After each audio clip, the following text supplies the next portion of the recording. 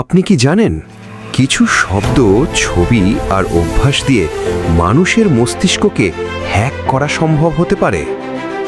Brain hacking. Brain hacking বলতে বোঝানো হয় মানুষের চিন্তা, অনুভূতি এবং সিদ্ধান্তকে প্রভাবিত করার প্রক্রিয়া। প্রথম সত্য, আপনার মস্তিষ্ক প্রতিদিন হাজারো ইনফরমেশন গ্রহণ করে, কিন্তু সবকিছু সচেতনভাবে অ্যানালাইজ করে না।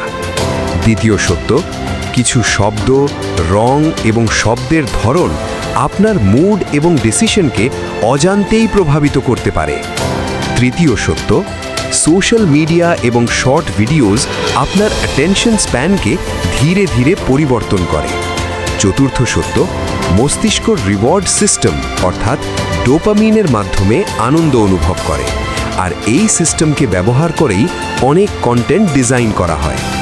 পঞ্চম সত্য, এই কারণেই হ্যাবিট তৈরি বা ভাঙা এত কঠিন, কারণ ব্রেইন প্যাটার্ন পরিবর্তন সময় নেয়। ষষ্ঠ সত্য, তবে ফুল ব্রেইন হ্যাকিং বা মাইন্ড কন্ট্রোল সায়েন্স অনুযায়ী সম্ভব নয়, মানুষের ফ্রি উইল থাকে। সবচেয়ে বড় সত্য, ব্রেইন হ্যাক করা মানে কন্ট্রোল করা নয়, বরং ইনফ্লুয়েন্স করা।